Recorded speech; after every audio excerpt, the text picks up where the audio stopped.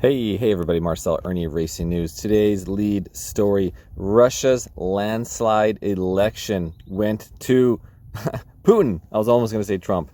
Vladimir Putin won re-election in a landslide victory over the weekend. As of this morning, Putin received over 87% of the vote, with over 99% of the vote counted. President Vladimir Putin won a record post-Soviet landslide victory in Russia's election on Sunday.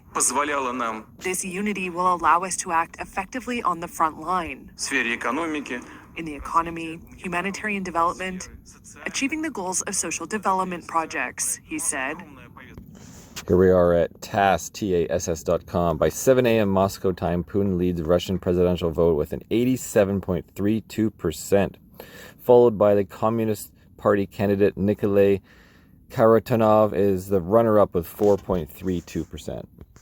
And of course, the Western press is saying that elections were a scam and that Putin shut down his major opposition because Boris Nadezhdin was not allowed to run and Alex Navalny was killed. A court ruled that Nadezhdin was not allowed to run because of, quote, a high percentage of invalid signatures, end quote, on his registration. Here we are back at TASS February 10th article. For the first time since 2008, there will only be 4 options in the ballot.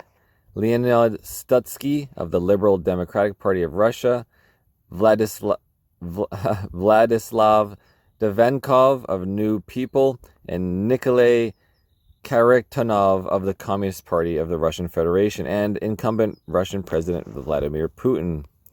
So Moscow, February 11th, the Central Election Commission, CEC, of the Russian Federation has completed its registration of candidates for the upcoming presidential election, eventually clearing 4 people for the upcoming presidential race. So to summarize here, guys, the candidates have to get signatures to apply to run in the race. So other candidates began submitting collected signatures and registration documents after January 22nd, with the deadline being January 31st. By that time, self-nominated candidates were expected to present 300,000 signatures in their support, while nominees from out-of-parliament parties 100,000 signatures. So Putin, whose campaign activists gathered over 3.5 million signatures in support, received the candidate status on January 29th. His campaign team handed 315K signatures over to the Central Elections Commission on January 22nd. So out of the 60,000 signatures selected for a check, only 0.15% were deemed invalid.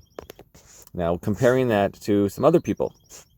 Now, on February 8th, the CEC declined to register presidential hopeful Sergei Milinkonovich of the Communist of Russia Party and Boris Nadezhdin of the Civic Initiative Party, citing a high percentage of invalid signatures submitted in their support.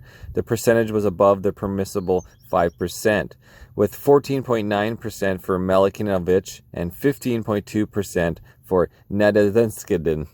I don't know. After being denied a spot on the ballot, Nadezhdin announced his intention to appeal this decision to Russia's Supreme Court. So, back to the original story. So, Nadezhdin was not allowed to run because invalid signatures.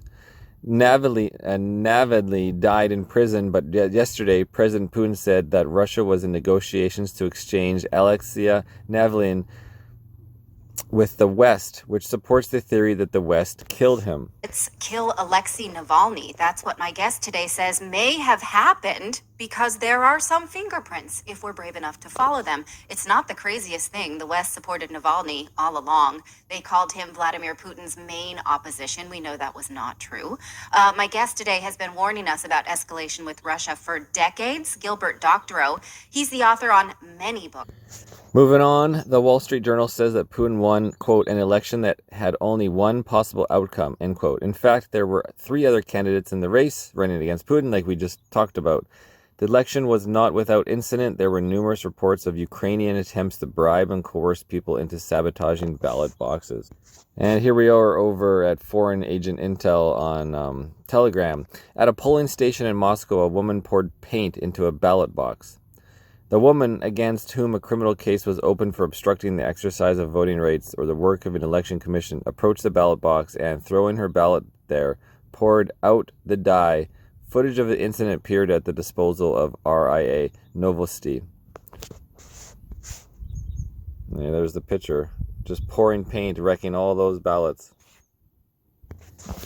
So, almost 3 million people voted in Moscow on the first day of the presidential election. More than 2.3 million voted electronically. This is an unprecedented number, Olga Kirillov's chairman of the Moscow City Elections Commission told reporters. Our first day of voting has ended. The polling stations have closed their doors, and we can announce the first numbers of the results of the first day of voting. In total, 2,976,000 ballots were issued. 2,381,000 voters voted electronically. 595,000 voters voted on paper. Я здесь сегодня я буду выбрать. Я выбираю будущий Россия. Вся Россия уже знает, кто я поддерживаю. Okay, guys, that's it. Thanks for watching. Have a good one.